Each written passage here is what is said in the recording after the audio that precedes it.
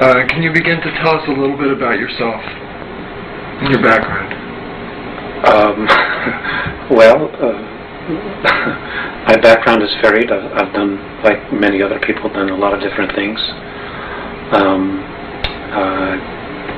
I've had accounting practices. I've owned commercial industrial businesses. Currently, what I'm trying to do is finish 3 books and lecturing across Southern California and the Western states, trying to get out information that I agreed to put out regarding the Earth dilemma, the situation that we all face here. Unfortunately, and I apologize, I'm 2 years behind schedule. I was supposed to start lecturing 2 years prior to this. I've really been out since October of '93. It'll be almost a year. And that's currently what I'm trying to do. So a lot of my energy and focus has been going towards that. Now, you're in contact with the Andromedans. Who exactly are the Andromedans? They're a particular race that exists in the constellation of Andromeda. They're just one of thousands that exist out there. They are the particular races that I talk to and have had contact with and have given me and shared information with me are human. They're white-skinned to light blue-skinned, anywhere from 4 foot tall to 8 feet tall, and they are human in every way. Now, where did they originate, Alex? All human life originated in Lyra. And when Lyra fell during a war, long before one of the stars there exploded, they migrated out from Lyra during a war in order to preserve the race, and they went to different parts of our galaxy. So all human life originated from Lyra originally. Because of their environment, they will, from generation to generation, pick up physical changes depending upon the surface and the organics of their planets and so on and so forth. The different colored race skins have to do with genetics involving the stars in which that they're exposed to. So that's basically where they came from. So their primary home star then is Lyra? Yes. And is that correct? Originally Still their home star? No, there's no human life in Lyra. So now where do they exist now? In the constellation of Andromeda. Okay. Throughout the constellation? Yes. Okay. They must be very plentiful then. There must be a great, vast civilization there. Yes, there is. It's an ancient race. Have they described what their civilization is like to you? Yes, they have.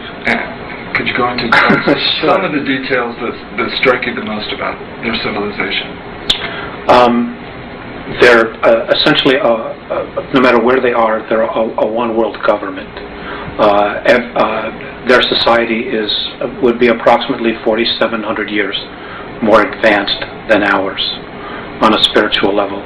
On a technological level, they're 50,000 years. Now, but there's a balance between their technology. In other words, the technology they create is based on a spiritual necessity to evolve and not on one to defend themselves, even though it can be used for that. Now, when you say 4,700 years advanced spiritually, yes. How do you measure spiritual advancement in years? I don't really know. That's what they've expressed to me. I see. And they don't even use time in their world. There's no such thing really. But they use those numbers to accommodate us so that we can use those as a point of reference. I see. Okay. What do they call their world in their language? They don't speak. Everything is a symbol there. The whole race is telepathic. And I want to back up just a little bit. There are 28 different races there. Not all are human. Many are dimensional, plasmic, organic, that were there before the human aspect of the Andromedans themselves or the Lyrans got there and became Andromedans. There's a lot of life on the different dimensional levels that if we were to go to fifth density, we would be physical on fifth density, even though here we're on third density. Our perspective of them is being spirit. So, on each of the different dimensions, there is an abundance of life that is completely different than how we would perceive it. Because, our perception is of what third density is like. Even fourth density is very different, but we will have physical form in fourth density. Now, is third density the lowest density, or are there others lower? The animal and insect kingdoms would be, and planetary systems would be considered lower, but to be perfectly honest with you, I've not had a clear definition of that, because I haven't asked. My focus really has been us, and where do we go from here? Right. So now, what is the main difference between the third density and the fourth density? The real difference is consciousness.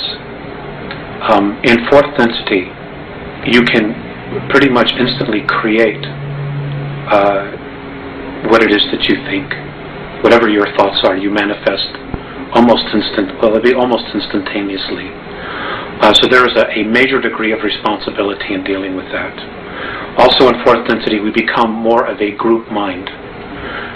In fourth density, we're all telepathic. In other words, everybody can read each other's minds, which means you have to be real. You can't have hidden agendas because people will see right through you. Also in fourth density, we all become clairvoyants. We'll be able to see energy fields, see life forms, which means that if you're hiding something, it'll be seen instantaneously. They've also said that in fourth density, when we move into that,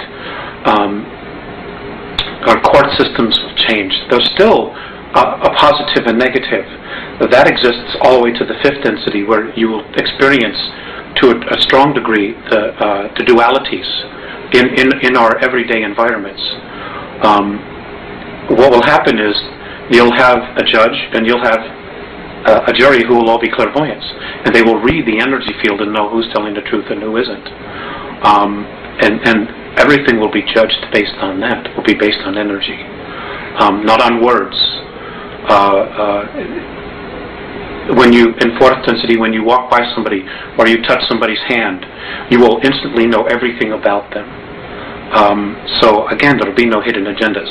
Everybody will really have to be real. And if they choose to have and continue to play out their agendas, whatever those are, then they will have the space. But you will know, or people will know, I will know who we're dealing with instantaneously.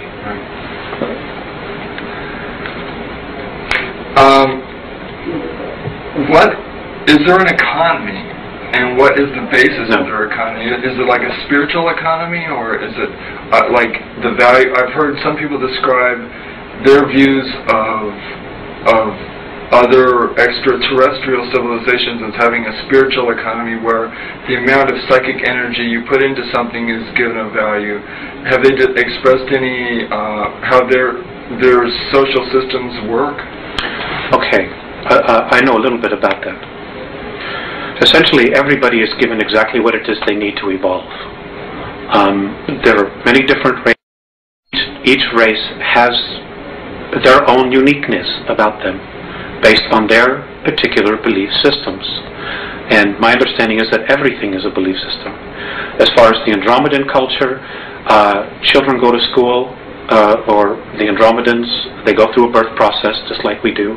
Those that are physical, they go to school for anywhere from 120 to 150 years. They're taught all of the major sciences and arts. There would be equivalent to PhDs or doctorates or masters, whatever you want to call it, in all of the arts. It is at that point, once they're done with all of that education, that they choose what it is that they wish to do or to evolve. And they can change their mind anytime they want. The whole purpose is the evolution of the soul and life. They're given whatever it is that they need to do that. I'm not aware of crime or whatever, or anything along those lines. Their whole focus is on education and not distraction. If it's something that is not educational, from what I've observed, it's just simply something they're not interested in. They just have it within them to constantly evolve on an educational as well as a spiritual level. And whatever they need is there for them to use. I'm not aware of them having to pay anything for it. No. It just, to my knowledge, it doesn't exist. Now, is art and music important to them too? Yes, all of it is. But those things are very different than what we perceive. Art is creation to them. Things that are created out of thought, out of the isness, what they call isness. The Pleiadians call creation what we call God. Things that are created just by thought, by nature, they consider art. They use extensively holographic technology. Music, their music is of the universe, of what the music that certain planets make as they rotate around their sun, what different solar systems make as they revolve around their sun, and what whole systems, the sounds and energy that they create, to them that's their music. And then they put things together, different constellations, different star systems.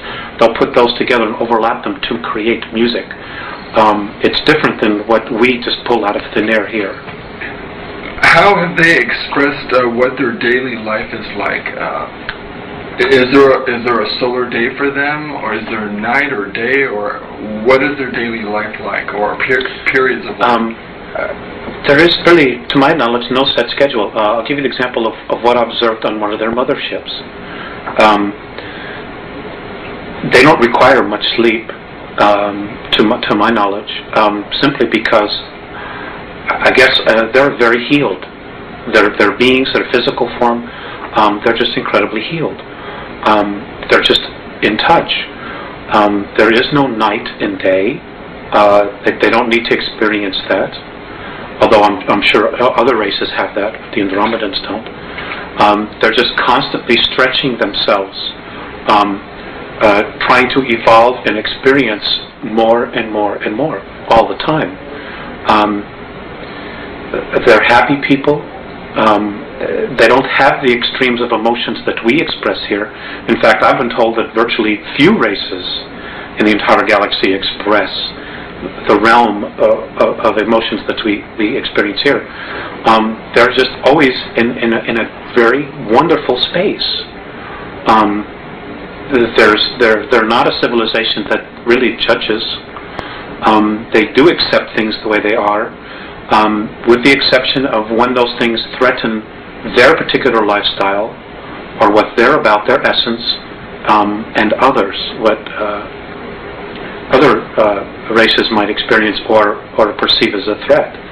Now, Alex, you said they're evolving spiritually. What do they want to evolve towards? What spiritual goals do they have? I guess to be just the best that they are, to be completely at one with all that there is at all times. There are 11 creational densities, and my understanding is that within each of the densities you change your physical form. Their goal as a race is to go from the densities that they experience, which are 3, 4, and 5, I guess to move to 5, 6, 7, and 8, and then from there 8, 9, and 10, and then to 11, and now the new dimensional realm that's being created, 12. It's just to continue to evolve. Nobody knows exactly what the ultimate goal is, because the essences that they're in touch with that are on 9th, 10th, and 11th are continuing to evolve.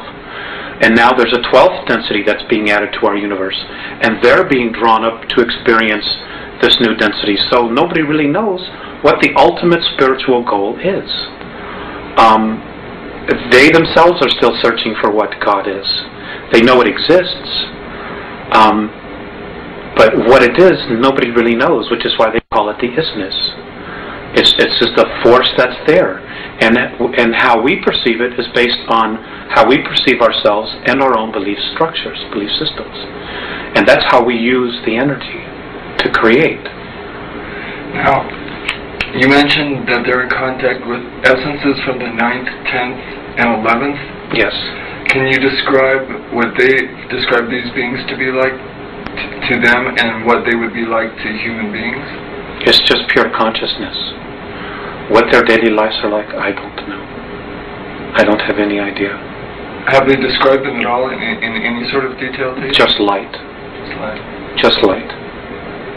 Oh, just light. Just light. You know, that's all I know. Okay, now, what abilities do the Andromedans possess that exceed those of Earth humans? You mentioned telepathy. Well, see, that's an interesting question, and I don't know that I necessarily like the way you put it. The abilities that they have are latent in everybody. They just haven't lived in a society that has been screwed with like we have been here. They're all telepathic, they're all clairvoyant, they're all healers because they're taught all of the sciences. They're whole. I guess that's the only way that I can put it to you, is that they're completely whole. Every soul knows who they are, they know who they've been, they know what their reincarnational past has been. They as a soul have a personal agenda which every time they incarnate they're consciously aware of. So they know where they're going. They see improvement in themselves life after life after life. We, if we hadn't been so screwed with here, would have the same abilities. We could very much be where they are. But we've been manipulated incredibly for the last 5,700 years on an intense level every day. Our real manipulation really started about 14,000 years ago, when the Orion group started manipulating our DNA structure. So it isn't that they're better, because they're not. We're just different. We're a little bit behind than they are because of our manipulations here. But the real bottom line here is we're all spirit. We contain a soul. That soul is a part of all that is.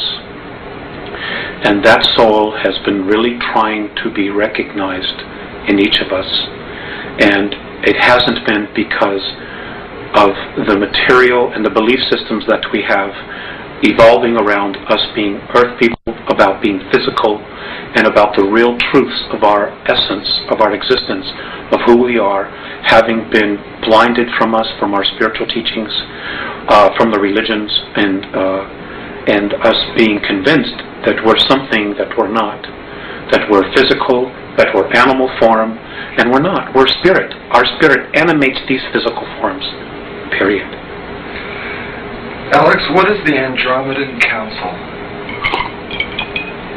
It is a... Excuse me. Oh, shut up. It is a political body that's represented by now 133 different races and cultures and planetary systems. There are over 1,200 systems in planetary races, evolving races that could be part of the Andromedan Council, but not all of them are.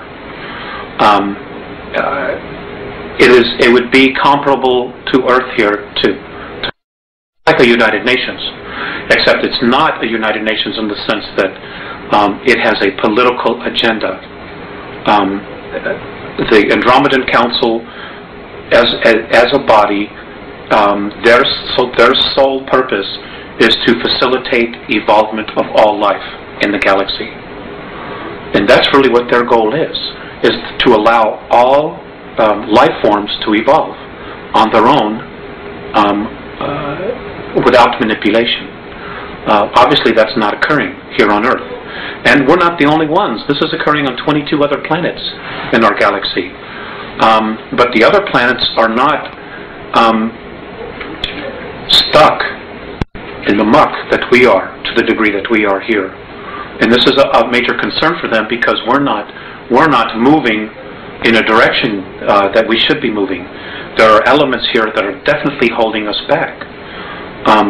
And because Earth has become this real prize, and not only Earth, but us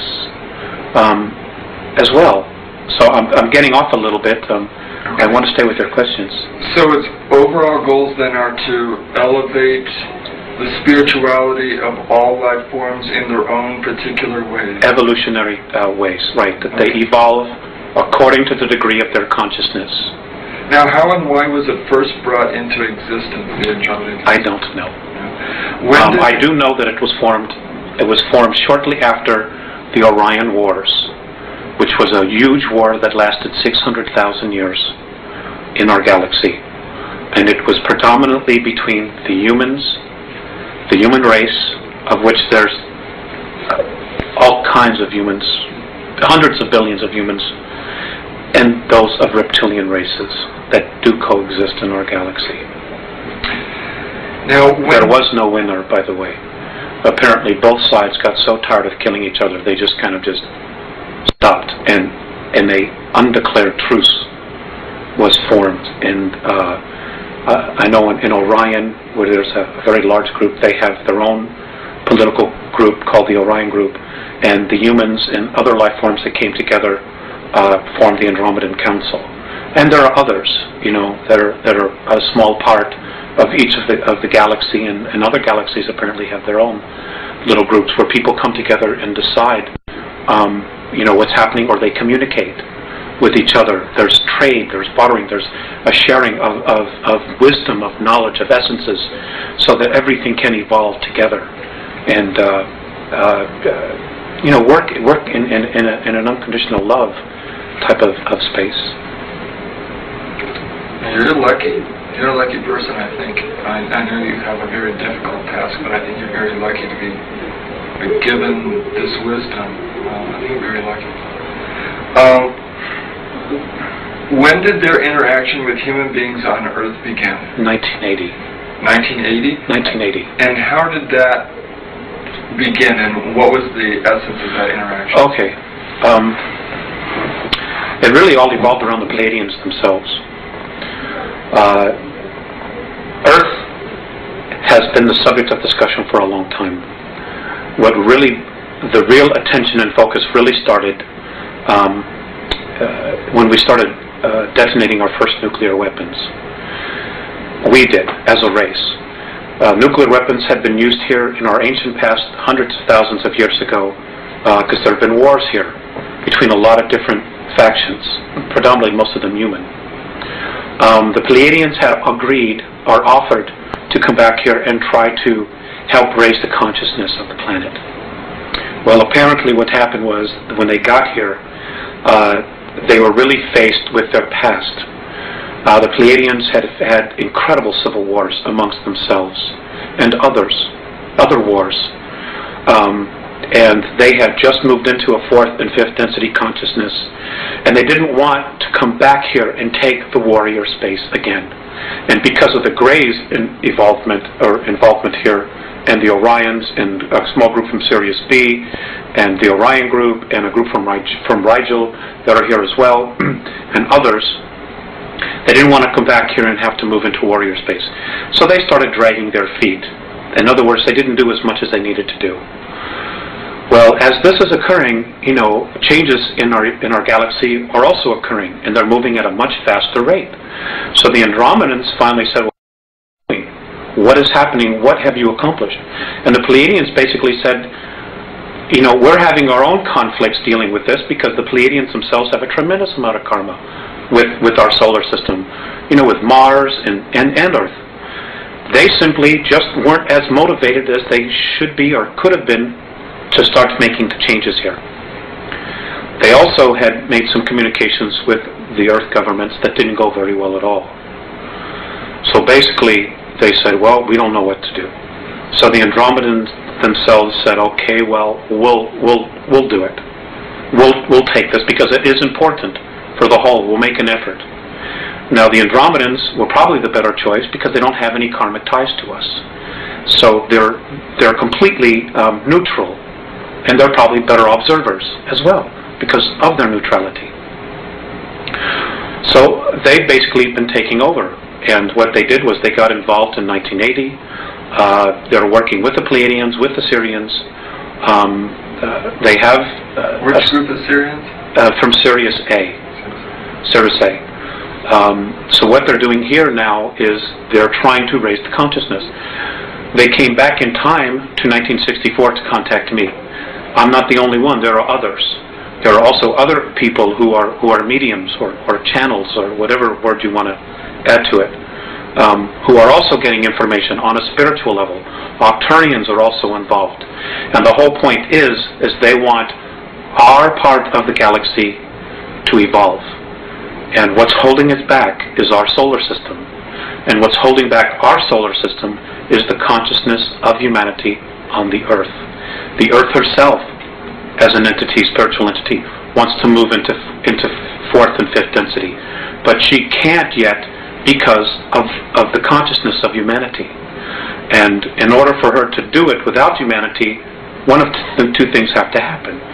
Humanity either has to shape up, grow up, as the Andromedans say, or humanity has to be removed and get out of the way. Cleansed. Exactly. Whatever term you want to use. But those options don't necessarily involve us using our free will. So that's the dilemma that we have. It's like we are so entrenched in our belief systems that the reality of our belief systems is being chipped away daily, to what we think is real. And an overlapping degree of thoughts and energy are being introduced that hopefully will open our perspective, enough people's perspective, to the point where we can experience a real leap in consciousness here. And we have to do this quickly. We have to do this by 2001 in order to really... Particular month? Between July and August. And what's happening? That's the probability. What's happening July, August 2001? Well, basically nothing, but, we're creating our future. Much of our future, that our belief systems, is being focused on the book of Revelations, on other prophetic disasters that are to occur. So you're talking about self-fulfilling prophecy? Right. We're literally going to create it. We're literally going to create our own demise. Because we're buying into belief systems that say we ourselves are not mature enough or grown up enough to take care of our own selves. So we need somebody to come in here and take care of us. And that's an absolute recipe for disaster. Because, who would want to come down here and save us from ourselves? Because then they're going to have to tell us what it is that we're going to have to do. We're not taking responsibility for ourselves. The Andromedans say that, the divine plan is one of freedom. Any savior that comes down here and implements a government to save us, freedoms will be taken away from you. So that whole system of belief was part of the system of control that was set up in the first place. That's right. A lot of it has been Gray and Orion manipulations. Okay. And if you have time travel, it's very easy to go back in time and manipulate the future. It's very easy. And this they've done in an incredible way. They haven't been here thousands of years like our government says. The Greys have really only been here 59 years. Travel capabilities, they've gone back in time and they've been able to manipulate series of historical events to bring us to where we are now, to where we are asking for somebody to come in and save us. And they're already here. And if we ask, because of our free will, will you please save us? Well, then we've asked for it. And we've gotten exactly what it is that we deserved, because we didn't take responsibility as a race to fix our own problems and to deal with our own problems. We kept looking outside of ourselves. And, this is why the Andromedans are so strong about us growing up and really taking responsibility for it. Now, how many human beings is the Andromeda Council in contact with on Earth? I remember you saying at one time 4. To my knowledge, they're in contact with 4. Beyond that, I don't know. I don't know if there are more, if there are going to be more. I know there's one in the United States, there's one in South America, one in Asia, one in Europe. But there are other groups that are here, over 170, who may also on some level be talking to people and communicating, whether it's physical or telepathic or through mediumship, dealing with the different spiritual levels. There's a lot of information that's being sent down here. Are they finding it's effective? Is it working? To a degree, it's not working as quickly as they want, simply because most people are incredibly apathetic. They're stuck in their 9 to 5. I have to make my mortgage payment. My kids got to get to school in the morning, and I don't give a damn about anything else. And unfortunately, that isn't going to work. It isn't going to save you. It isn't going to protect you. There's so much more going on here. And we are just one small part of this whole picture that's going on. And we have to wake up. Period. Now, one of your contacts is a 4'11" light blue skinned being called Theseus. That's correct. Please describe his or her personality in detail. Theseus, well, he's very serious. He's very benevolent. He's considered a sage in his world. He's an incredible healer. He has perspectives on things that are just far beyond anyone that I know. He's very direct. He's very humble. He's very soft. He's very direct. And when he moves into a room, like when I've walked with him or walked with the others, when we walk into rooms or different areas of motherships and the ships, energy changes. People, of course, they're very in touch with energy themselves. They instantly turn and they acknowledge him and they bow.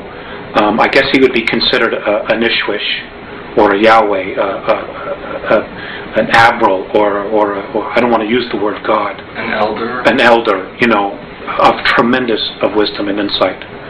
And they take very seriously what is going on here. And the manipulations, the things that the Greys, the Orions, and the Reptilians are doing here. They're appalled with what's going on here. The other one is Morane. Well, let me get to Morane in a second here. You mentioned directness twice. With that in mind, what was the most memorable interaction you have shared with Theseus? They're all memorable. But I guess the single most, well, there's been two, one that just occurred. But prior to that, the single most important one was I had just had a contact, and we had spent about an hour or so together, and I was very depressed, very sad. And as I'm leaving the ship, I was crying, and I turned around and I looked at him. And he looked at me and he smiled, and his words were, "The love that you withhold is the pain that you carry." That's been the most memorable one, only because of what that particular statement entails. When we leave our physical form, and what many of the Catholicisms teach, you're judged by God. It just simply isn't true. We judge ourselves. And what I read in that statement is that when we cross over, we look at the places in our life where we withheld love, that we maybe didn't give enough. And we judge ourselves on that. So that's been the most profound one for me. And Morane, he's 7.5 snow white skinned hairless being. Also, he's light blue as well. Oh, light blue. He's light blue. Can you describe his or her? Can you describe his personality then in detail? He's serious, but he also has a really good sense of humor. He can snap me out of my depressions very quickly, and he has just a different perspective of looking at things. He also tends to be part of their exploratory team. In other words, when there are times when they need to defend themselves or they're confronted with something, he takes on a military type of role. He's very, very fatherly, big brother. He's also one that he shows more emotion. He'll give you a hug or put his arm around you, he's just really, really wonderful in that sense. He's more human in that sense. He's not as sterile sometimes as Theseus would appear to be. It's not that they're not loving. But sometimes Morene is a lot more animated. And I can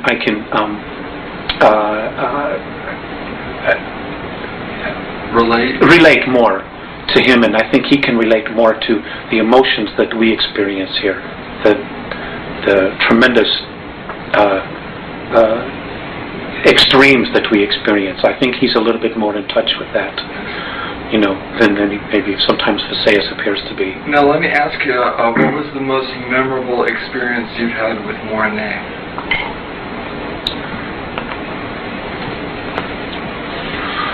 I can't talk about that. I won't talk about that. Okay. Now, please describe where and when you were born and your youth. That's not something I want to talk about either. Okay. In detail... Because it's not about me, it's about the information. Okay, that's fine. In detail, please describe your first contact at 8 years of age in 1964. I didn't really know anything about it. I just knew that I supposedly had fallen asleep, and when I woke up it was evening. Everybody had been looking for me, and I wasn't where I was. And when I took them back to show them where the imprint was, we were playing hide and go seek, and this was in the peninsula of Michigan, near Woodstock, Michigan. And people had been looking for me, and I wasn't there, and I got a spanking, because I wasn't where I was supposed to be, and I'd been missing for hours.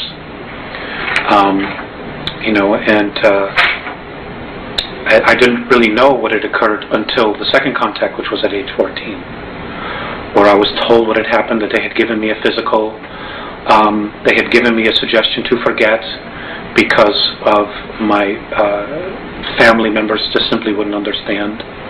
And they were right. They were very right about that. Why was the physical necessary? Well, they do that all the time. They do that to everybody, to make sure that you're physically fit, because they genuinely care about your physical health. And if there are problems, they want to make us aware of it and maybe offer a suggestion, like maybe you shouldn't do this, you shouldn't do that. Some people are even experiencing healings. And it's just a genuine caring for, of acknowledging who you are, not only on a physical level, but on a spiritual level. Now, at age 14, what was the nature of that contact? I was taken out of bed, and I woke up and I was on a table in a room, and this was my first introduction to Visayas and Morene, at least conscious introduction. And they were looking down, and I did, on a soul level, experience a recognition. There was no fear whatsoever, and we talked, and they showed me some things about my physical self. They also gave me a ball which recorded my entire energy field, who I was, who I've been in past lives. And as it was recording this, I could see all these different images of who I'd been going across the screen. And they saved this, and this was put into the computer so that they would contact me and could contact me no matter where they were at any particular time that they need to. I was asked if I wanted to help them. I agreed to do this. Although at the time I didn't know exactly what it would entail. I had, at any time, the choice to say no more. But it's been an incredible experience for me.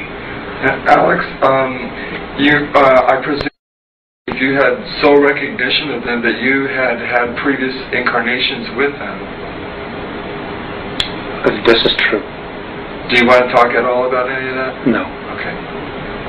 No, everybody on the earth is from someplace else.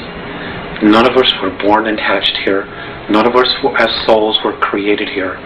We all come from another time and place. My understanding is that all of the conscious spirit that's in this universe came through different black holes from other universes in time and space, which we simply aren't privy to. So we're ancient. There's no age to us. We weren't created with the universe. We came through another universe, through the black holes, to this place that we now call our universe, to continue to evolve. That's everyone. Virtually everyone. That contact at age 14, was that contact time travel in any way by the Andromedans to prepare you psychologically for your future contacts? Yes, all the contacts is where they had to come back, because they came here in 1980. Right. So they had to go back in time. And that's what they've done with a lot of people. Even the Pleiadians, to some degree, I understand, have done that, where they go back and they start preparing people early for responsibilities they will have in the future, as opposed to hitting them all at once and saying, "Here you go," just dumping it on your lap, and you're saying, "Oh my God, what is this? My whole reality."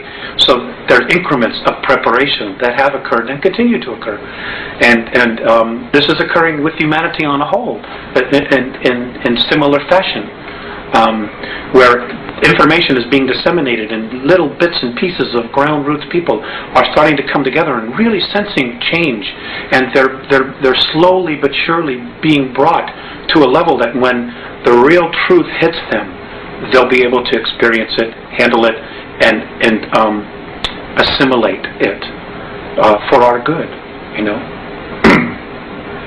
Now, in 1985, your contacts with Visayas and Morni began to become more frequent. Please describe the nature of your contacts and the content of your discussions and the ways in which you communicate with them. We don't have enough time for that. Okay. But, we have put together a series 1 and Series 2 of this information. In 1985, it really started to, the information, they were physical. It evolved around the Greys, the Earth agenda, our spirituality, religions, Earth governments, Earth history, our genetic creations, the 22 different races that have actually colonized the Earth at one time or another, and who we have within us genetic racial memories of, within our DNA. And present time, things that are occurring now, and probable, I stress, probable future events, because the future is being created every day, and it's being changed every day, based on our thoughts. So, just to sum up, it is, I would need 10 hours. Okay. That's not something I could very simply go into. Okay. But the series of 8 and so on and so forth does in fact cover that. Okay. All that information. All right. Now, how does the symbol they gave you play a role in your contacts with them? Symbol. Apparently, they gave you a symbol that you use when you want to talk to them. The symbol was something that I chose. Oh, I see. Do they ever talk amongst themselves in a language you don't understand? They do, and it's not really a language. They're telepathic, and yes, they'll stand in circles when they're talking, and when they do talk, flashes of light where their third eye is, right here, different flashes of colors that we don't even have on our third density spectrum, just appear, and they're just boom, boom, boom, boom, boom, flashing all this color, and it's like instantaneous sentences are being just communicated, and sometimes there's nodding, sometimes there's nodding this way, or sometimes up and down, sometimes there's gestures, but all the time there's just flashes, and their flashes is their language. It's rare that I've been privy to what it is because they happen so fast. I couldn't assimilate it. So there are some universal gestures then? Yes.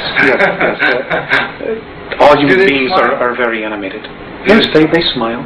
They also frown, and they also look very sad when something is distressing them. So they do experience it. They do experience emotions, but not to the degree that we do. After they've had their discussions, one will turn to me, usually, most of the time it's Morne, and he'll talk to me like I'm talking to you. He'll actually go to the great lengths to speak to me. Or sometimes it's just telepathic. He'll just look at me, and for a while there I wasn't always getting the message because I was so focused on the color that was flashing in front. I was watching that, I was like, wow, this is really amazing. But then sometimes I'd have to repeat it. But now that novelty has worn off, so now I listen to the message. And Visayas is almost always telepathic. So that's what they do. What have they asked you to do in order to help them? just to disseminate information.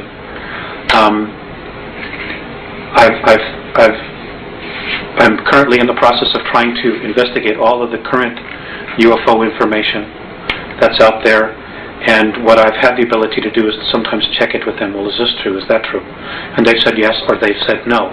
There is a lot of disinformation out there.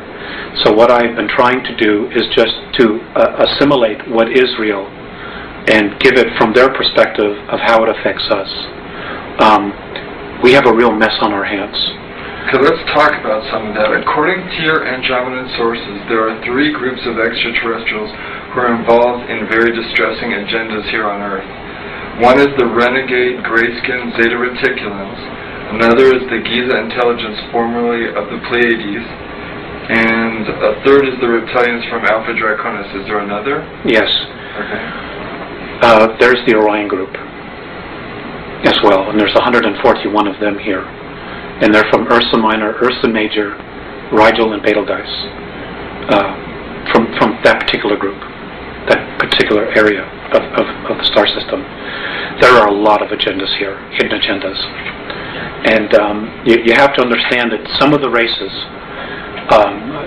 for example, the Draconans. The Draconans themselves did not evolve as a life form in our universe. They were dumped here.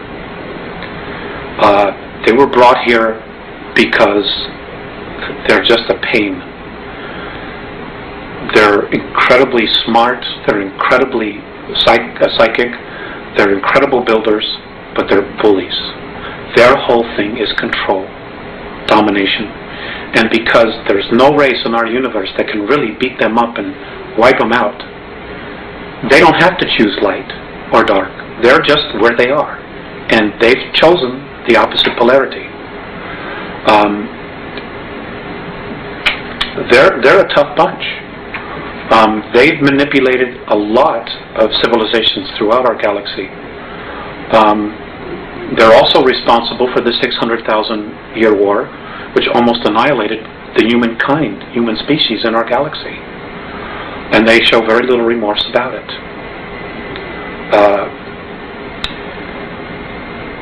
Hopefully they'll be leaving soon. But the others are life forms that have evolved, like the Orions.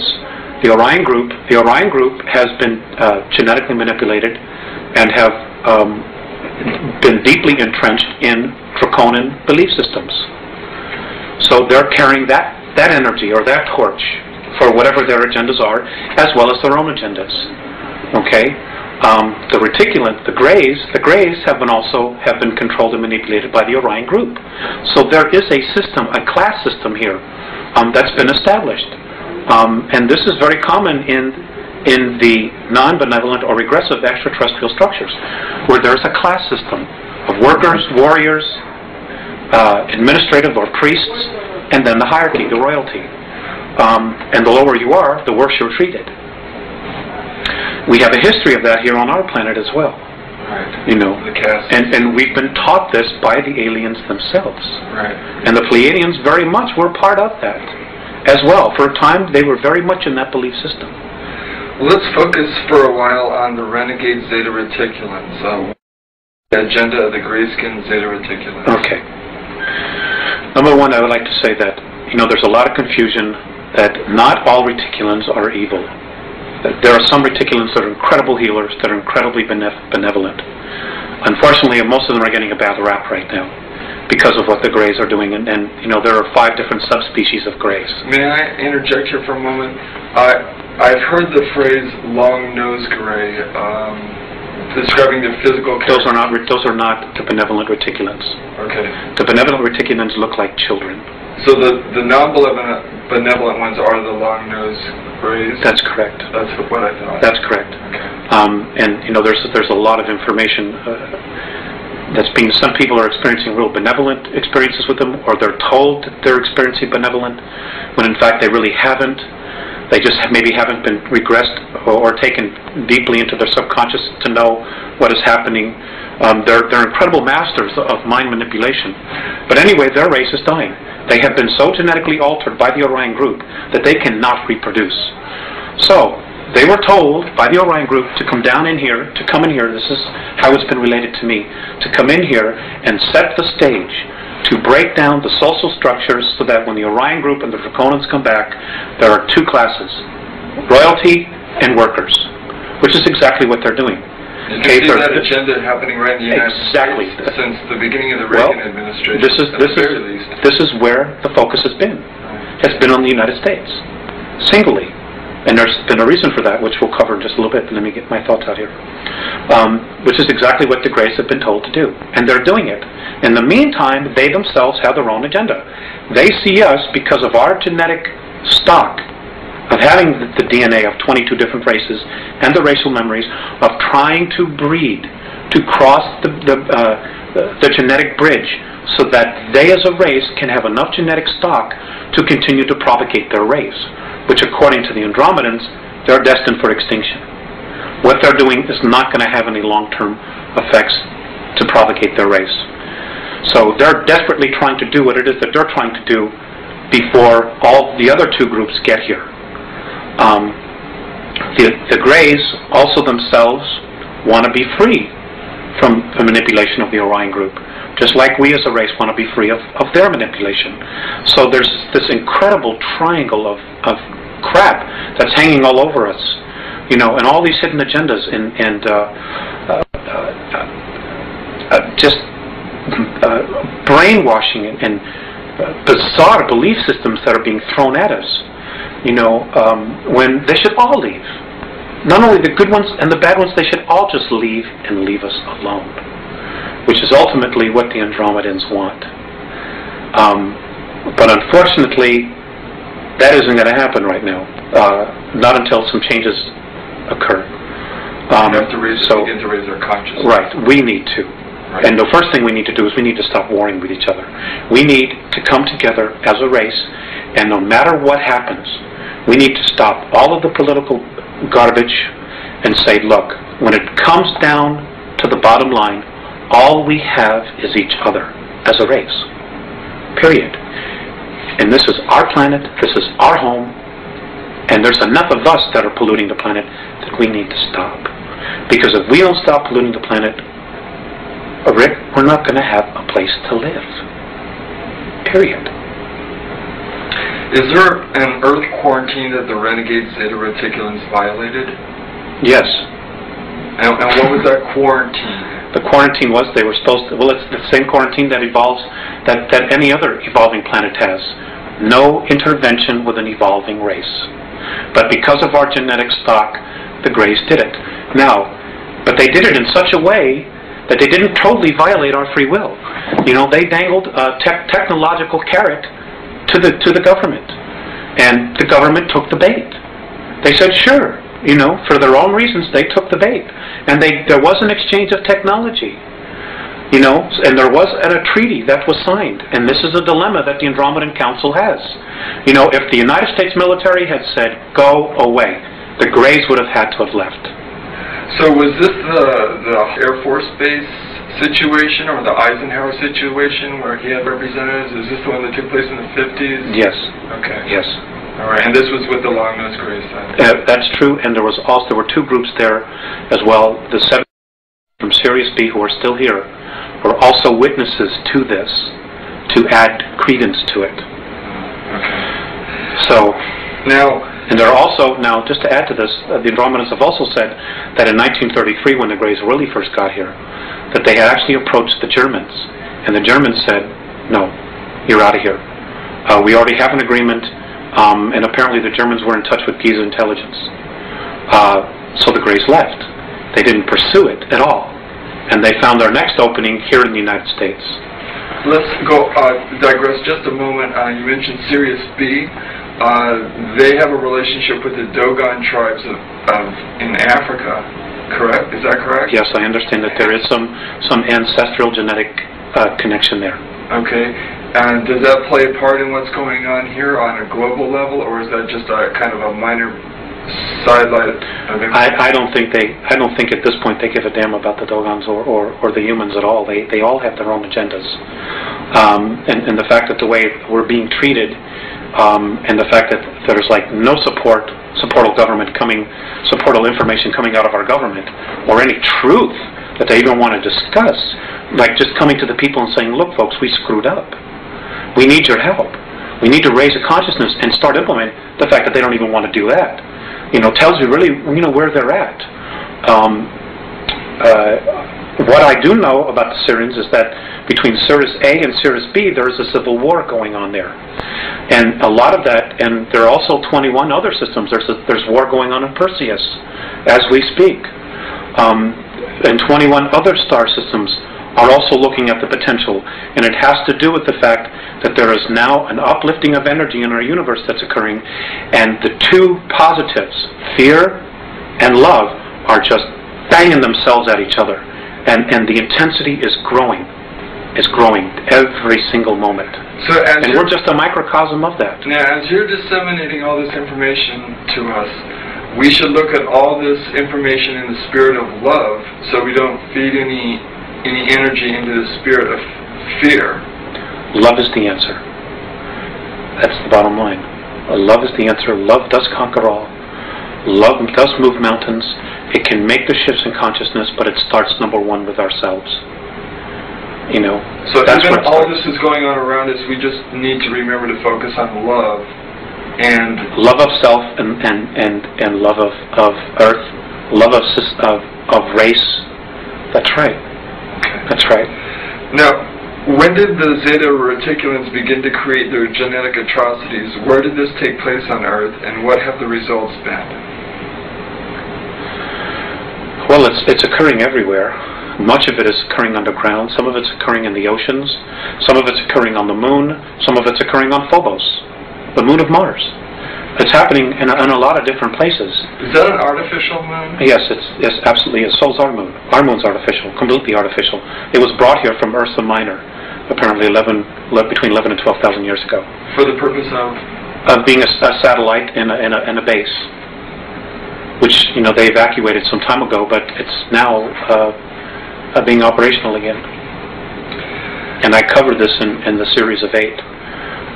It came from a star system called Chata.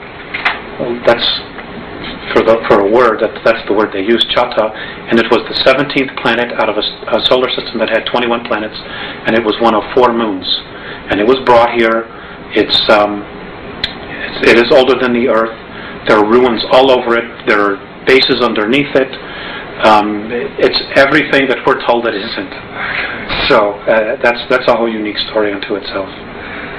Okay, now what are the results of these atrocities, these genetic atrocities, been, and are we going to begin to see more of them appearing? Well, the Greys are trying to create a sub-race that is a blend between human culture, the human race, and their race. A kind of a hybrid Sith. Exactly. They're not being very, very successful. And one of the things that they're trying to do is they're really looking for the soul. They don't understand the soul. They don't understand our extremes of emotions as well, because they're very, very different from us. Their experiments haven't been all that successful. There are a lot of emotional problems with that, because what really makes a human being is our essence, is the spirit that animates the physical form. Well, there's also another factor, and that is that they actually feed off the energy. They're vampires. The Zeta Reticulan Greys. The Greys, right. They're vampires. Is this where we get our vampire legends? A lot of our vampire legends? I don't know about that. I don't know if that has to do with it. I don't really know. I wouldn't be surprised, to be perfectly honest with you.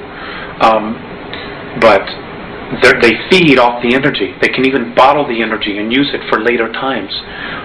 They're also stealing the vital bodies of human beings and storing it. So, I mean, they're just doing some really horrific things here that other races just simply wouldn't conceive of doing. Now, are you familiar with Salvador Freixedo?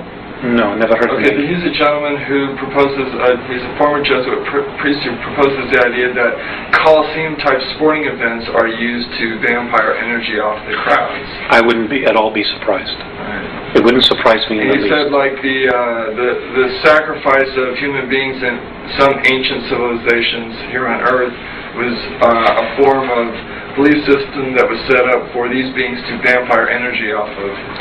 I wouldn't be surprised at that either. Okay. War. Our wars here. It's the exact same thing. And to all of your viewers, I'm going to give you some homework. It is an absolute must that you go out and get the book, The Gods of Eden by William Bramley.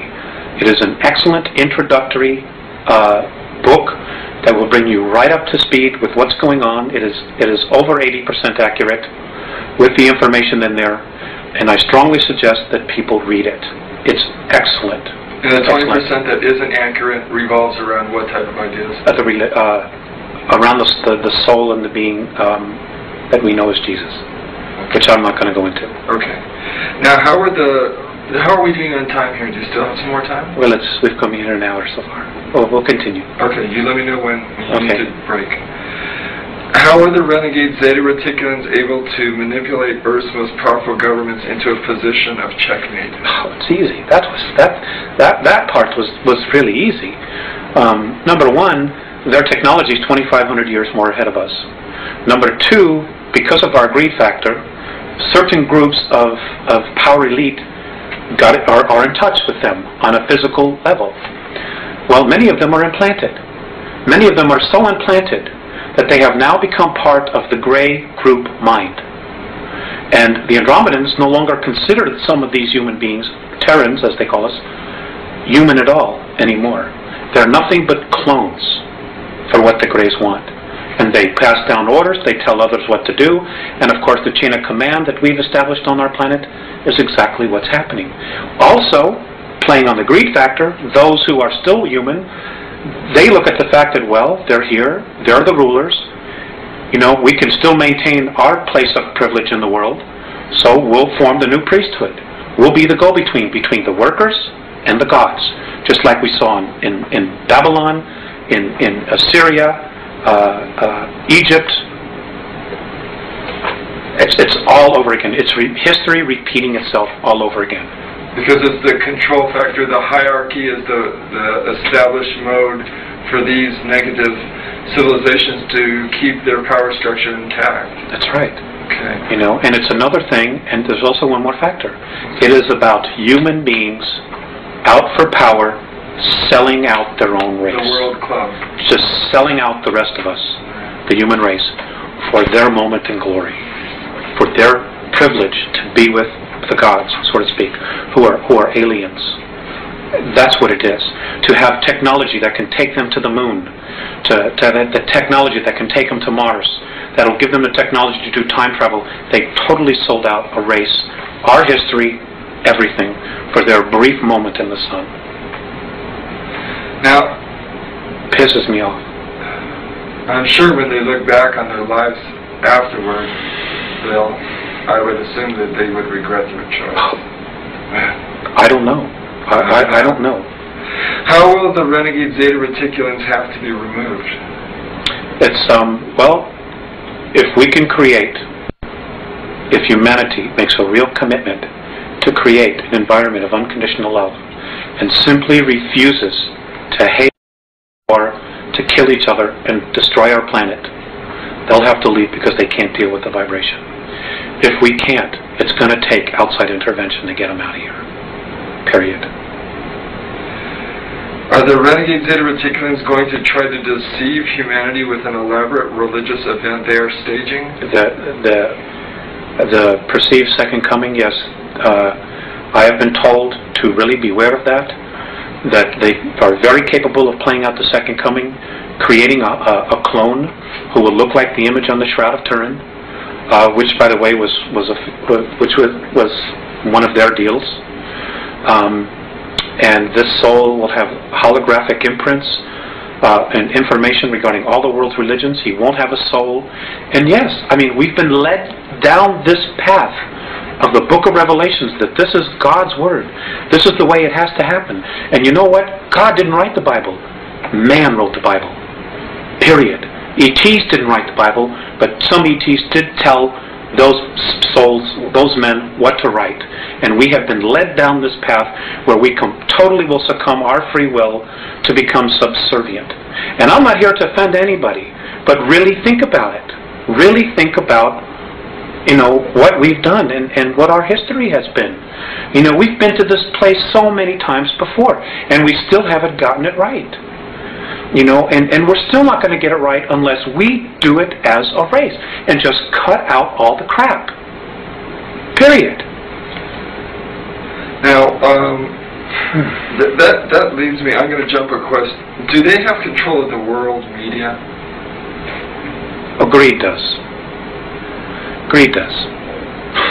But a lot of I don't know if it's them themselves. Well, the programming is being introduced, and it is mankind that is introducing it to the masses. So it's the people that are selling out, basically. That's it. It's the new priesthood. Okay. You know, that's where the responsibility lies. What would be the outcome if human beings believed that renegade Zeta Reticulans were the hope of mankind? We would know a tyranny and an enslavement as far beyond anything we could even imagine. To put it just quite bluntly, we'll get...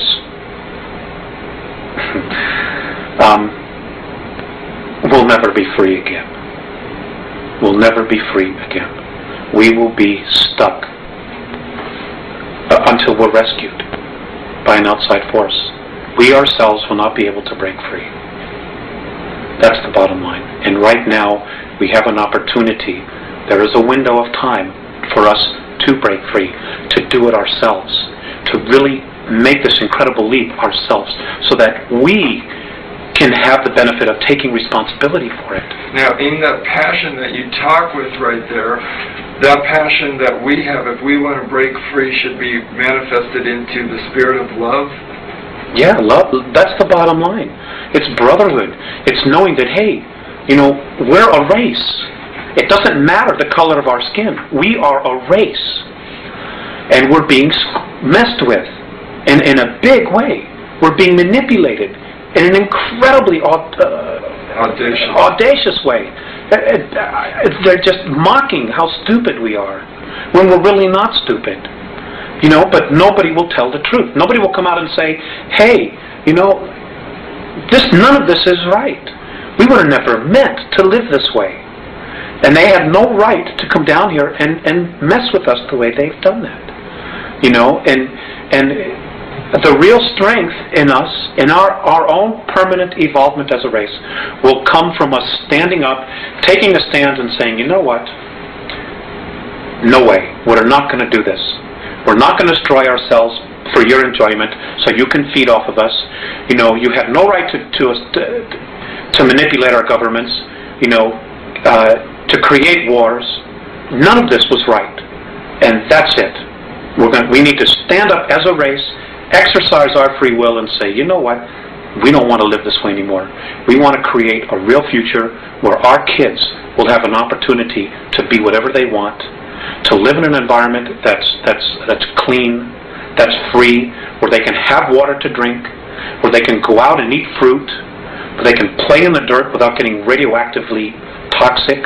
All of this stuff that we're doing to ourselves.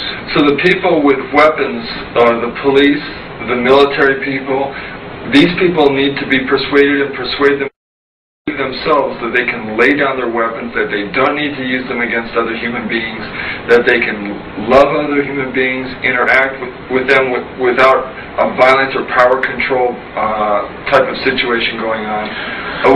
I'm not saying that there aren't some human beings here that definitely don't have some serious problems. I'm not saying that at all. There are some who do. But the bottom line is, when you look at the whole picture and you go up the ladder, okay, we are not the enemy. The enemy isn't human at all. But it's pushing all our buttons so that we're so busy looking at each other and so neurotic about each other that we're not looking at the real reality here, the real cause, which is another race or races that are here who are totally playing games with us, feeding off our energy, and hoping that we destroy ourselves so that they can keep the planet. And really, let's say who it is again. It's the Orion group. It's the Orion group. It's a group that is on its way here now from Alpha Draconis. They're the real culprits behind this whole deal. Alpha Draconis or Orion or both those? Alpha Draconis. They're the real culprits behind this whole thing. Above Orion, above the Orion group? Yes. Okay. Yes. So Then there's Orion, the Orion group, then you've got the Greys. And where did the Giza intelligence fit in here? They were just a group that were totally independent, that came in and did their own thing. They were perceived as gods, and they played the role out. And they got stuck in it. You know, they got stuck in the ego part of it. We're gods, we can do this, we have all this technology, and they just played it out for all that it was worth. Okay. To be honest with you, at this point, they're not really much of a factor anymore.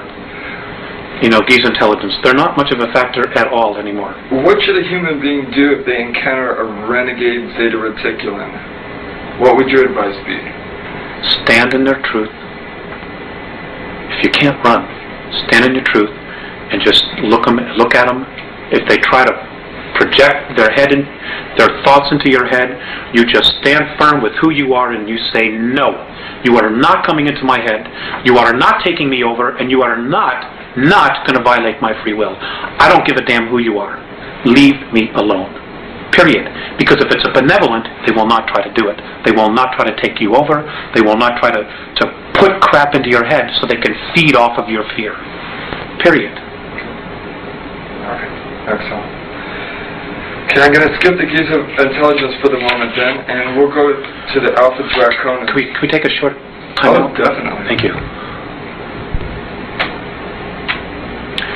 You know, Rick, there's something else I want to stress here, and that is, and this is something that the Andromedans have really stressed. There is no race any better than us. Just because they're different, just because they're more evolved, doesn't mean that they're better. We are equal. We're just not maybe as aware as they are. But that doesn't mean that any race is any better or any less. In fact, we're all equul. So we should not worship anybody? Hell, no. Absolutely not. That's how we got into this mess in the first place. Right. If you want to worship somebody, worship the God within you. That's it. Worship no one else. And if you're going to have a tyrant in your life, let it be that part of you that's critical of you. Let that be your only tyrant. Don't give anybody else any power outside of your physical form to be a tyrant, to control you, or manipulate you in any way. Be yourself. Because if you are yourself, you're a part of God, and that part of you knows what to do. It knows the right way to live. And, you know, and this is really interesting.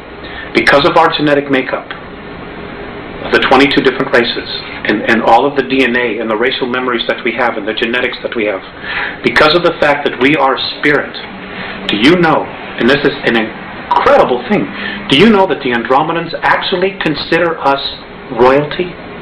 They consider us royalty. We obviously aren't acting like royalty, but we're the only ones in our galaxy that can make the claim to having the genetics that we have and the possibilities and the capabilities of doing what we can do as a race. We're the only ones.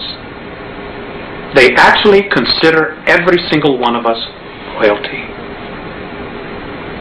Now, think about that. I guess all beings that would try and be spiritual and raise their spirituality in essence would be royalty. You know? Yes, I suppose that's true. Talk a little bit about the ringleaders then of this whole orchestration that's going here on Earth. According to your Andromedan sources, there are 22 races originally colonized the Earth. The first race being the reptilians from Alpha Draconis. What was the nature of their colony here? Well, they're Hyperborean. Basically, they're explorers, and they're also genetic engineers. They would just colonize, they would take samples, they would hang a flag and say, this belongs to us, just like we did with the moon. You know, but we weren't the first ones there. Exactly what we've done. They were explorers. And they would just go to a place, they would see what was there, they would explore it, if there were minerals that they needed, if there were other life forms, organisms, whatever it was that they needed, they took, and then when it was done, they had enough, they moved on, and just kept exploring and expanding their realm of exploration or territory. And you said they were dumped here. Originally they were. Right. They were dumped in Alpha Draconis, Nobody knows exactly where they came from, and my understanding is that even in their ancient history, they don't know exactly where they came from. But they were left in Alpha Draconis because that particular system offered them the highest probability of survival. And from there, they were able to create craft, space travel. I mean, they're magnificent in what they did, and they're to be commended for what they did. But the fact that they need to control and dominate and manipulate to the degree, sorry, I have a problem with that. And so does half of the the galaxy. That's just the way they are. They're the biggest bully. Nobody can beat them up or wipe them out, so therefore they have no motivation to change. So that's the space they hold. And you know, the Andromedans actually consider them the ultimate warriors, which says a lot, you know, for whatever reasons. A lot of bullies end up destroying themselves. Well, that's something that may possibly need to happen, we hope soon, or I hope soon. You know, because we need to be free. We need to have our shackles that we've been put around us let go of, so that we can really evolve. And you know, we have awesome potential. We really do. We have been, as a race, we have been through so much here. We have so much experiences, you know, and because of our emotions, which is really our strength, which really sets us apart from all the other races out there, even the other human races, you know, we have tremendous capabilities to create things. And, you know, but we need to get clear of what's real and what isn't. You know, we also need to get really clear about being able to create our own future, to create our own reality, and not have somebody say, well, that doesn't work for me, so you're going to have to do this. You know, or play God and ruler over us. You know, sense of responsibility right. is so important in all of this. It's with any sense of power, with any knowledge, comes responsibility. That's exactly right. And the divine plan is one of freedom, free expression. Free expression, free expression, free expression. It is not one where they want to implant us and they say, you are going to be a worker, you're going to be this, you're going to be that. Sorry, that's not what it's all about. And if anybody tries to force that stuff down your throat, fight it. Okay, so the Andromedans tell you that the Alpha Draconans are here now. Where? There are 1,833 of them that have been living underground between 100 and 200 miles beneath the surface. They've been here, some of them have been here a long, long time. They have lifespans that are thousands of years. They're carnivorous. They are not friendly to mankind, at least the ones that are here. Are you saying carnivorous, they eat humans? Yes. And they need to be, they won't eat a dead human, it has to be alive at the time of the killing. Their preference is children. You know, and we've been told, you shouldn't talk about that. You know, there are other people say, well, you better not talk about the reptilians. Well, you know, bull. You know, why not? According to the Andromedans, they're responsible for 31,712 children disappearing in the last 25 years from the United States. These children were food. And I'm supposed to just shut up and not say anything about it because people don't want to hear it? That's tough. That's tough. You know, Westchester County, in the last 5 years, 3,000 children in Westchester County, New York, have vanished without a trace. Where are they going? Why are we allowing this to happen? And why should people stay in denial about it? Now, how are they able to do this? How are they able to? How are they able to? How are they able to do it? How are they able to come up out of this from underground and do it, or do they have? There are tunneling systems everywhere. They're being helped by the Greys, and also there are groups within the higher echelon that are actually helping them acquire this. So human beings are abducting the kids and getting them to the Greys, who in turn give them to the Alpha Draconans? That's right. That's part of the deal. They won't come up as long as we feed them down there. You understand? It's about human beings selling themselves out. The echelon attitude here, the needs of the few outweigh the needs of humanity. And sorry, that just isn't right. You know, but it's going to have to be humanity that's going to rise up and take the stand. You're just going to have to turn off your televisions. They're going to have to get in their car. They're going to have to fire everybody in Washington, D.C. that knows and does nothing. And they're going to have to do something. You know, this apathy's got to end. Otherwise, the way we live is going to end. Period. I mean, that's the bottom line. You know, and I'm not coming from a fear space. I'm really quite angry about the apathy and the fact that, you know, when people give lectures and try to tell us, people want to stand up and fight with them. Look at what's happening around us. The indications are everywhere. Everywhere. The truth is now an obscure thing. You know, the lie is the norm. There's something wrong here. What's wrong with this picture? Sorry, I'm getting crazy. No, you're not. You're expressing frustration, I think. Why, aside from the carnivorous aspect to the Alpha Draconians, why else are they dangerous to humanity? Because they don't like us. And what are they willing to do with humanity? Eat us. There's no need for us. I mean, look at where we are. Look at us right now as a civilization, as a society. Okay? They don't need anything. They have all this technology that they want. We can't really offer them except maybe do some work for them. But they don't need all of us to work for them.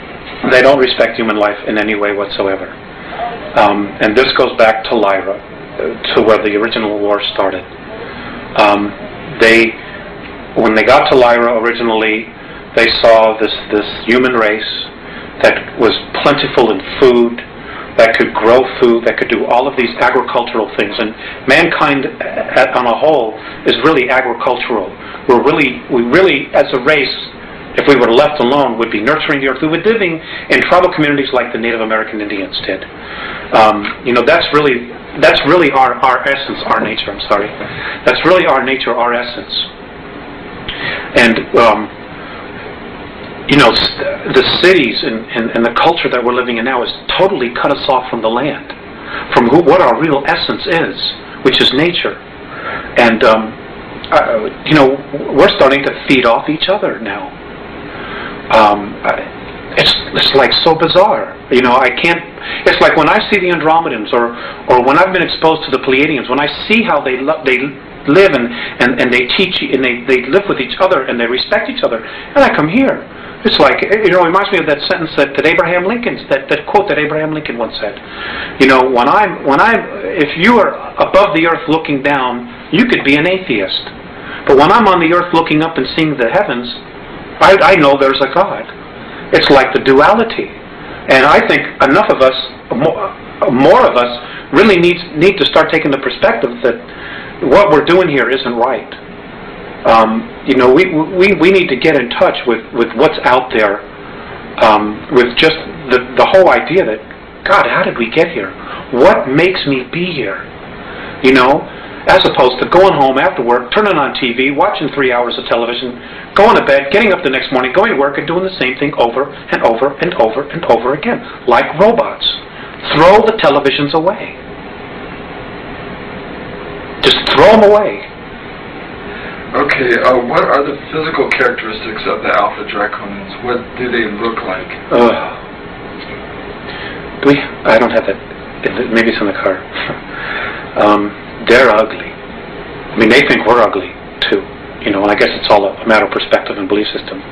In my belief system, and I'm only taking responsibility for me, they're ugly. They're anywhere from 7 to 22 feet tall. They can weigh up to 1,800 pounds. They're reptilian. The ones that have stubby tails, if you see one that has no tail, he's of the warrior class, or the worker class. The longer the tail, the higher their rank. When you see one with long tails, with winged appendages, he's considered royalty. Whenever you see one, you ought to just run like hell. You shouldn't approach it. You shouldn't provoke it. Just get the hell out of its way. Just get out of its way. Just run.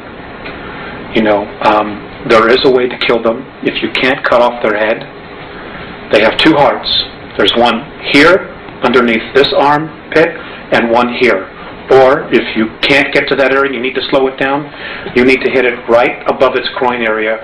It has a very large liver. You need to wound it there to slow it down. It is not something where man-to-man combat you're going to be able to deal with.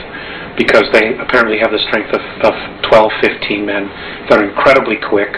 They're incredibly psychic. They know what you're going to do before you do it. And you know, if they get here in mass, we got real problems. Real problems. What do the Andromedans advise human beings to do if they encounter an Alpha Draconin? To leave. You leave its space. Get away. To get away. What if they can't? Then they can't. And if they can't? They'll usually be killed. And what have the Andromedans spoken in any detail about what a human being should do if they are in that position? For karmic purposes? Look, that's not karmic at all. A lot of these, you know, all this metaphysical stuff, you know, where you chose to be here, a lot of, you know, in some situations that's true. When you're creating your reality and in your space. But when you're being invaded, that's not karma. That's a violation of free will. You know. If your free will is being violated, Alex, what should you do? You should ask for help. Okay. Ask for help. Put a call up to God. Put a call up to heaven. Put a call to the Andromedans, the Pleiadians, whomever. Just put a call up and deal with it. You know, I don't know. I mean, that's just the nature of the beast. They don't like us. We're considered a food source for them. For them. You know, we're a food source for the Greys, but in an entirely different way. Have they taught us to be carnivorous through the belief systems? Have they taught us to eat meat and eat flesh? Well, it lowers the body's vibration. It lowers the body's vibration. So, if our body vibrated at a higher length, we would spiritually be evolving regardless of what our religions were teaching us. And they can't have that. They can't have us being free. So they can't have us not being in control, because then we're responsible for ourselves. So as we move away from eating meat and more towards vegetarianism, we begin to raise our vibrational level and break the cycle. It helps. Not everybody has to stop eating meat. It's not an absolute requirement. It certainly helps. But some people's belief systems will be that they just need a piece of meat. And for whatever their reasons are, that's fine. If you want to eat meat, that's fine. But you know what? Feed your mind. Feed your mind with spirit, with questions about existence, about what it is we're doing here, why we're here, what the hell is really going on, why is it that I have all these material things and I'm still miserable in my life? Well, you know, I know that a lot of people with questions, where are some of the truthful answers? You mentioned one book, The Gods of Eden, that you felt really strongly about. What other sources are there that you feel that we have access to, aside from our inner selves, which is actually the best place to probably begin looking? But are there other starting points that people can use that you know of? I mentioned Gods of Eden. George Andrews' books, E.T.s Among Us. There's a lot of information in there that not only deals with the E.T.s, but also the world political government, which right now is very dangerous for humanity, because it's part of the Great Plan. It's part of their regressive alien plan to keep us in jail. Okay, do not pass go, but keep us in jail. Oh God, suddenly I draw a blank. Okay, just as you think about it, interject it into the conversation. Okay. You mentioned throw the television out. Are television programs conditioning our youth into accepting these hostile beings, do you think? Or is that just human beings doing anything for a buck? I don't necessarily know. I don't know, but the violence is desensitizing. Violence is just a way of life now. We've been taught that. We've been programmed that violence is just a way of life. So when we see really violent acts, oh, that's too bad. Well, honey, what's on Channel 7? Or what movie are we going to rent tonight? That's what it's come to. And it's wrong. It's absolutely wrong. There is no reason that any of this has to occur at all. It really doesn't. And a lot of it is the responsibility of the people. Because if the producers in Hollywood are going to make movies like this, and we're going to go and buy the tickets, well, they're going to be motivated for the buck to continue to make these kind of movies. Where if they spend $20 million and nobody buys a ticket, they won't be making those kind of movies. So it comes back to people taking personal responsibility for what they think, what they want to believe, and what it is that they want to create. Do the Andromedans really feel that we'll be able to reach that window? Right now it's undecided. And that's the scary part. They don't know. What would help push it forward? I don't know. I really don't know. Except for just, start listening to people that are talking. Start really paying attention to what's going on. My grandfather used to have a saying, believe nothing that you hear and half of what you see. I wouldn't believe a thing that comes out of Washington, D.C. In fact, it's my own personal belief that this next election that's coming up next year in November, that every American should march on Washington, D.C. and should fire every single person that's there. They have run this country into the ground. They have totally sold us out to the United Nations for a buck, for the debt. And, even the monetary system, it's just a belief system. We could change that tomorrow if we wanted to. I mean, we're so intelligent, we could create something different. But we're believing, we've got to have this money. Do you know that we're the only race in our galaxy where people starve, that people are homeless? I mean, it's such bull. It doesn't have to be like this. If you're alive and you're on a planet and other civilizations, even the draconian races, they take care of their own. They don't sell out each other like we do here. They don't throw somebody in the street because they don't have a paper, which is really what it is. The only value on it is what we believe it is. They just don't have that. They don't let children starve. They don't feed grain to cattle that feed 20% of the population and let the other 25% that need the grain starve. It's unconscionable. They would never even think to do that. But we do it here. For bucks, for money, for power. That's part of that conditioning process that's been going on 5,700 years. That's part of it. But the responsibility is that there are people that know what is going on and they play the game anyway.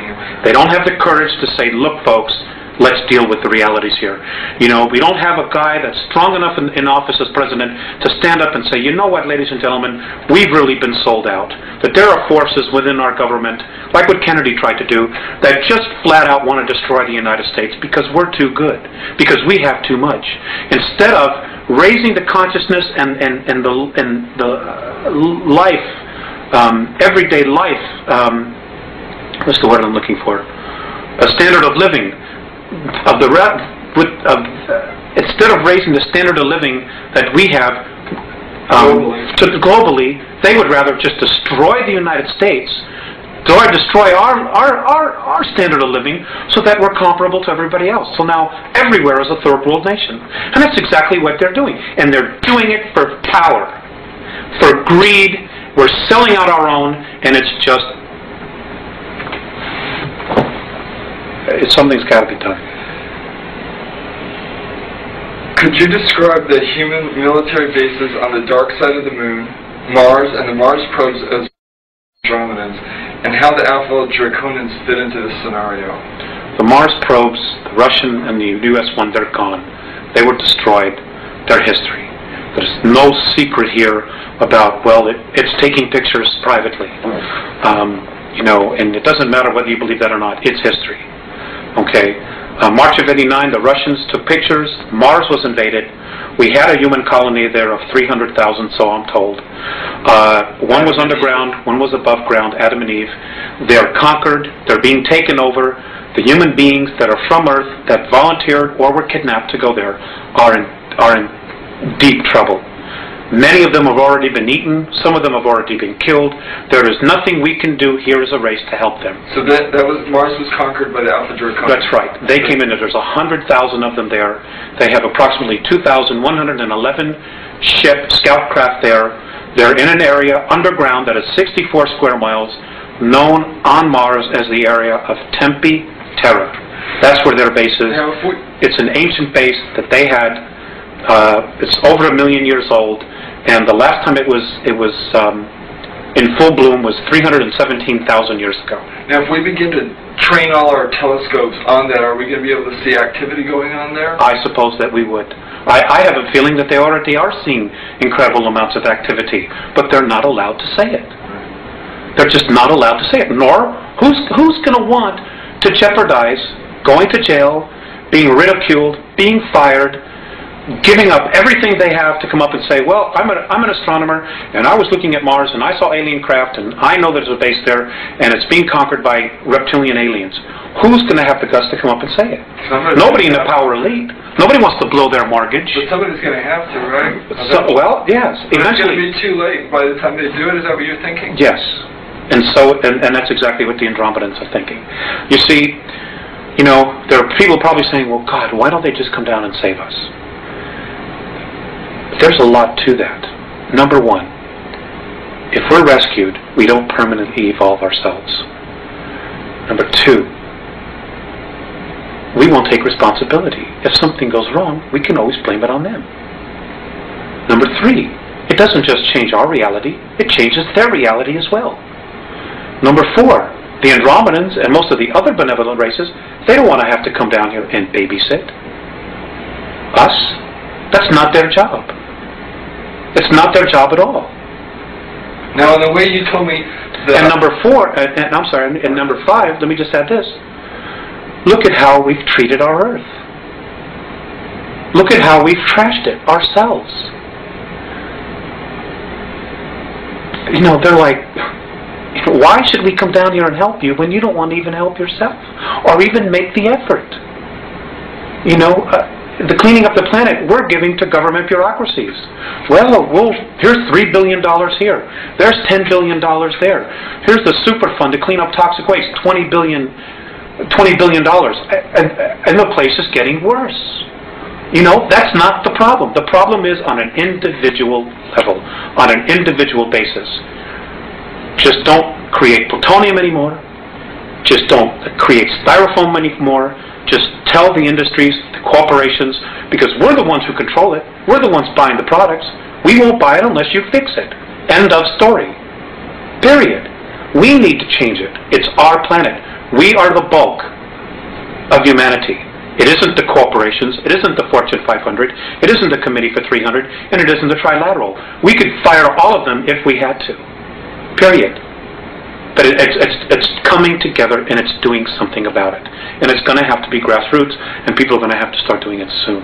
Are these leaders going to, if we do raise up and do a grassroots uprising, wouldn't they order the military to quell that like they do at Kent State or any other political demonstration? They probably will try. They probably will try. You're absolutely right.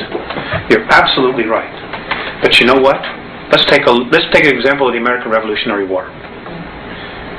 4% of the population of the colonies actually rose up and fought the British. Only 4%. The rest stayed home, stayed in the pubs, drinking ale, doing whatever, and waited to see who would end the war, to see who would win. And then when we won, everybody wanted to take credit for it. But it was really only 4%. Those heroes. And those 4% changed the face of the world. 210, 12 years, whatever it is now, we're right back at the same place where we're being called to do exactly the same thing. But the paradox here, Alex, would be then that if we begin to war against ourselves, that's going to exactly fuel the whole fire that's going on. Maybe for a brief time it would. Until one side surrendered or saw the light. Do you know much about the New World Order? Do you know that they're building concentration camps to put millions of people in? Do you know that the United Nations has got 300,000 troops in the United States right now that they're going to use to confiscate weapons, and they're sending our active military troops out of the United States so they won't be here when this happens? Are you aware that that's going on? Do you know that just off the coast of, just south of the border in Veracruz, there are 300 tons of Soviet military equipment ready to invade? I mean, this is that there are states actually wanting to secede from the Union. Yes, there are 9 different regions. The United States has already been designated to be split up. They're getting ready to totally dismantle the United States of America. And you know, the only real part of the United States of America, and I get so angry with this, is Washington, D.C., 68 square miles. That's really all that is the United States. We are in the Republic of Arizona. People in California are in the Republic of California. It is those separate republics that make up a United States. Washington, D.C. has totally manipulated everything. We're no longer the United States, what the forefathers founded. It isn't that at all. And you know, in 1992, the Congress approved the UN Charter. Well, what people aren't aware of, because it wasn't printed in the press, in the newspapers, in our controlled media, is that because it's a treaty, it supersedes the Constitution of the United States. The UN Charter is now the law of the land, not the Constitution anymore. And in the UN Treaty, Articles 55 and 56, look it up, folks, prove me wrong, state that the United States Congress no longer has to abide by the U.S. Constitution. As of 1992, the United States of America ceases to exist. They just haven't told the people yet. And they're not going to tell them until after they have outlawed all weapons, after they have totally regulated the Second Amendment and taken everybody's firearms away, so you can't fight, so you can't stand there and be free anymore. This is all part of the plan. This is why the Andromedans are so strong about trying to make the awareness here in the United States, because not only does it control media, but there are some incredibly strong spiritual essences here, people here, you know, and we did this no less than 200 years ago, and many of the souls that were there then have incarnated again, and they're here. Jefferson is alive, their soul. Franklin's alive. Kennedy's back. Bobby Kennedy's back. Martin Luther King. Andrew Jackson, Lincoln, they're all back in physical form. They've all incarnated, they're all here in the United States. Because right now, this is where the battle is, between light and dark. You've got the grays over us, you've got the reptilians underneath us, and between us you've got humanity, of the human. You've got the American people, I mean all of the world, but you've got humanity sandwiched in the middle, wondering what the hell is going on here. Let's talk for another 10 more minutes. Okay. What is the ultimate agenda then of the Alpha Draconians in relation to Earth and to this part of the galaxy? They do not want our galaxy to move into 4th and 5th density consciousness, because they lose complete power. But it will anyway, won't it? Not necessarily. There are no guarantees. There are no guarantees. There's no guarantee that Earth is going to go into 4th or 5th density. There's no guarantees that the entire galaxy is going to get there. Because if that were the case, they would probably just leave us alone and not give a damn what was happening here. No. You see, the Draconians are 3rd density. They're physical just like us. They can only move into 4th density by mechanical means. If we move into 4th and 5th density, they've lost their playground. They've lost control of what they want to control. So they're fighting like hell, trying to hold everything back. Because if they can hold everything back, then again, it's a form of power, of control. Now, it's such a mess. Alex, how do the Andromedans plan to remove the Alpha Draconians? Now, you said they're the bullies, they're the strongest. Can they not be? Apparently, the universe has created its own way of doing that, and maybe this is a good place to end. In the beginning, And here's the history of our universe, where it was created. The Big Bang Theory is essentially right in its simplicity. But apparently what happened was, as vibrations, as the universe starts to excel in light this way, there are pockets, and you have to look at it as a holographic projection of light.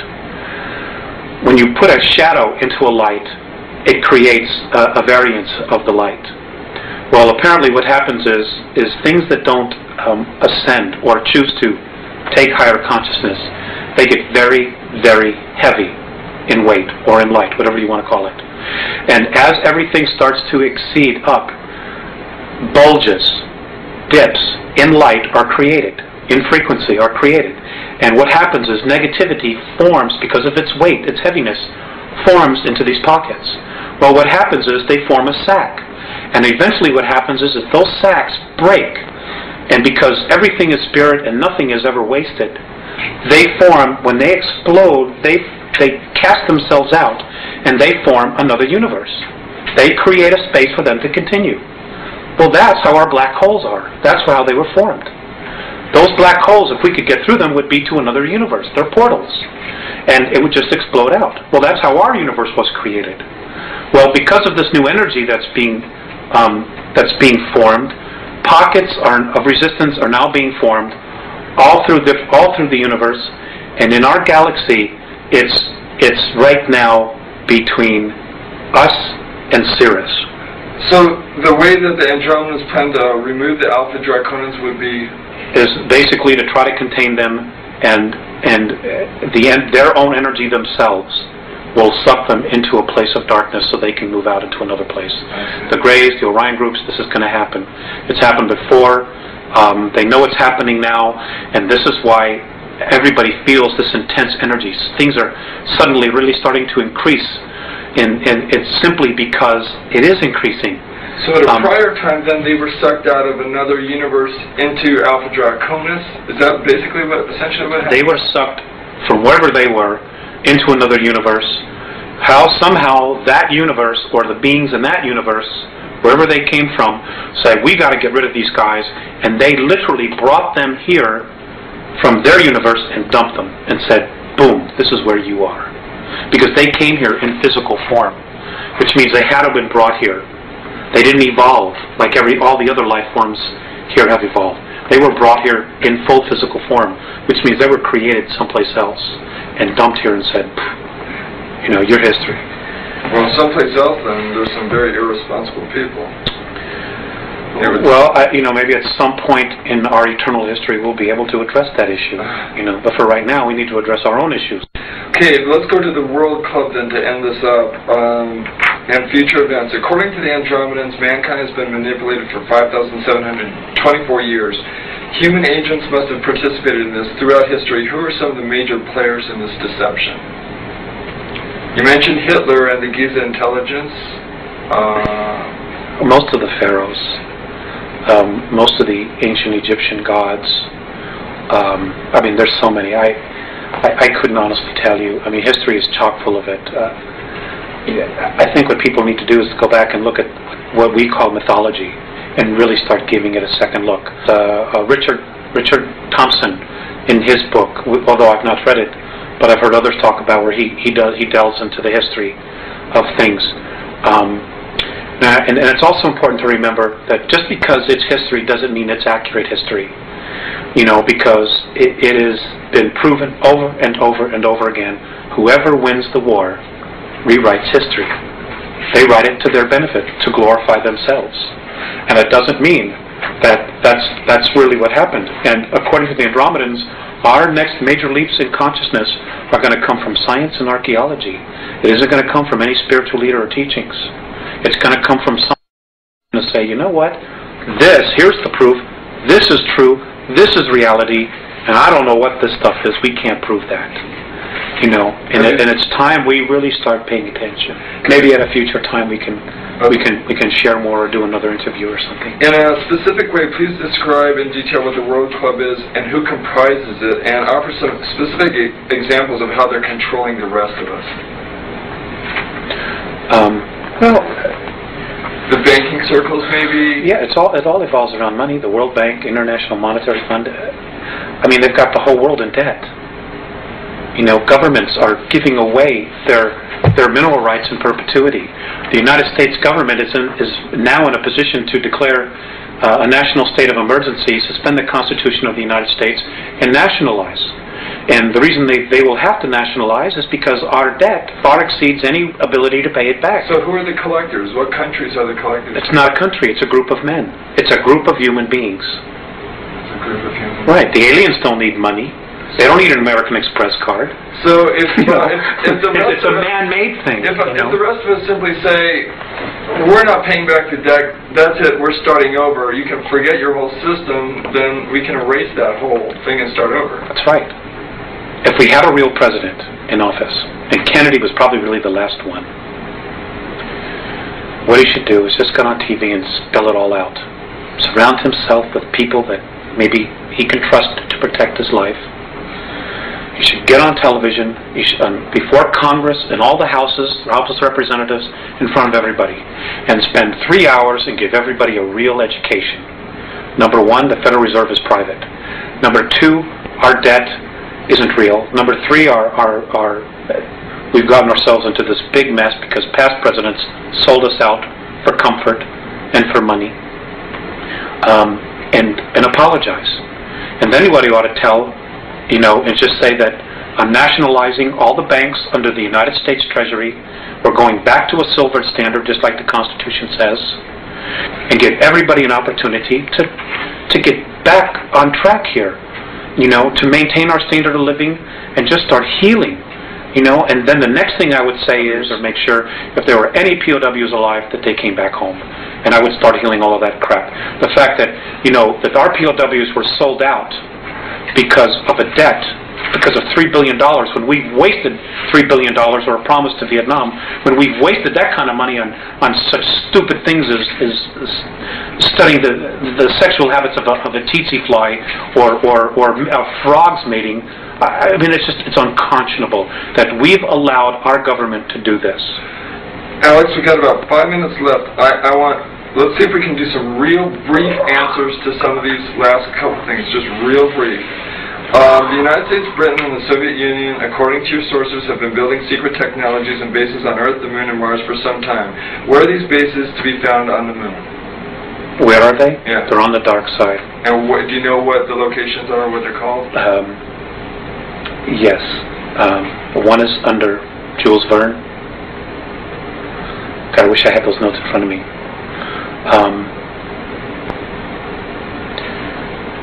Let's come back to that. Okay. Have they told you anything about Area 51 or Dulce, New Mexico? Yeah, there were a lot of stuff there. The actual underground base is not underneath Arcoleta Mesa. It's actually 20 miles to the northwest.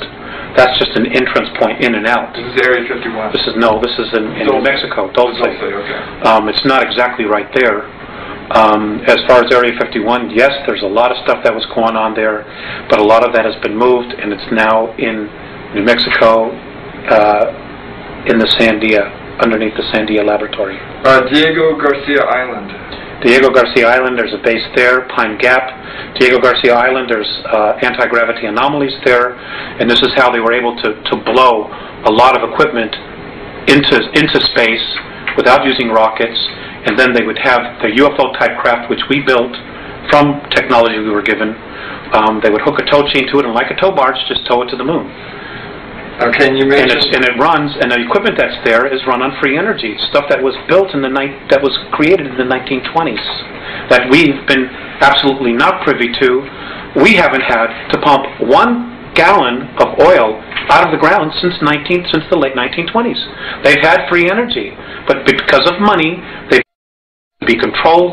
They've allowed us to pollute the environment, to devastate the oceans because of petroleum products when we don't need it for money. Which brings us briefly to alternative 4. When the Martian base fell, when the Martian base fell, the world government, those elite, figured out, well, we don't have any place to go now.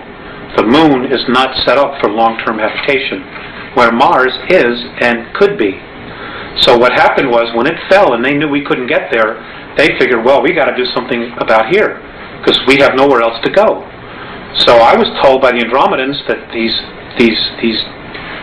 men who think they're God had to come up with another alternative, which was they thought that they could create a controlled polar shift by detonating nuclear weapons or cobalt weapons underneath the South Polar ice cap, causing it to slip, which would cause the poles to slip.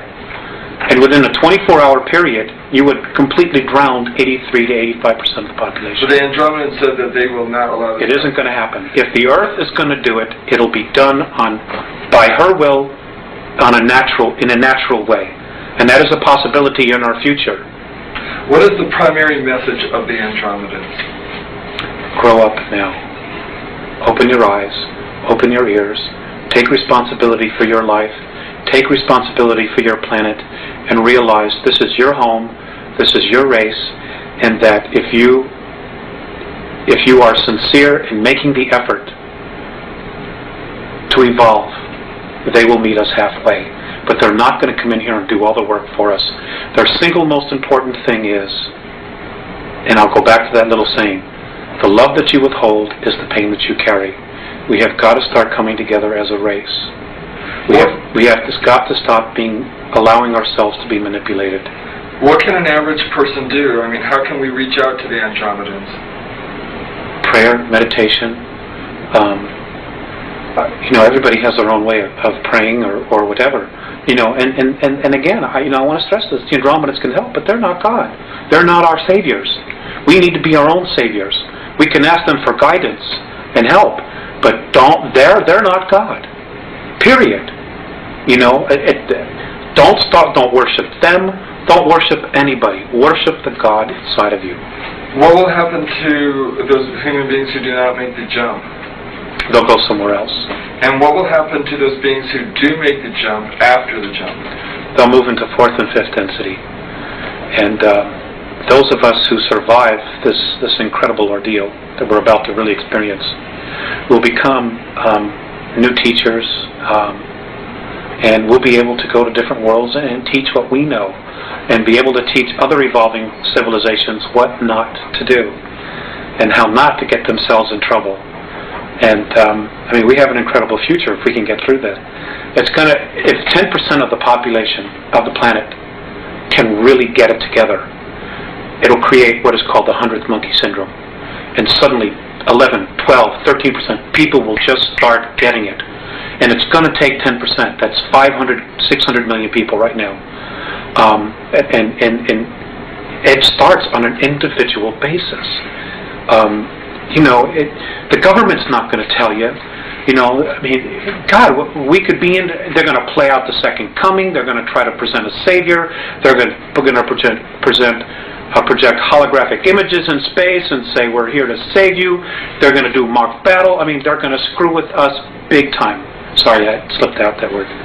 And folks, we just got to start paying attention. Don't take anything at face value. Make them prove it. And, whether you believe a word I'm saying, it doesn't matter. If somebody tells you that this is truth, make them prove it. If it's real, it'll stand up to scrutiny. If it isn't, it won't. Because the truth can always stand on its own. It doesn't need help, and it doesn't need lies to stand up. And let's end it there. Thank you for this time. It's been a real honor for me. Thanks,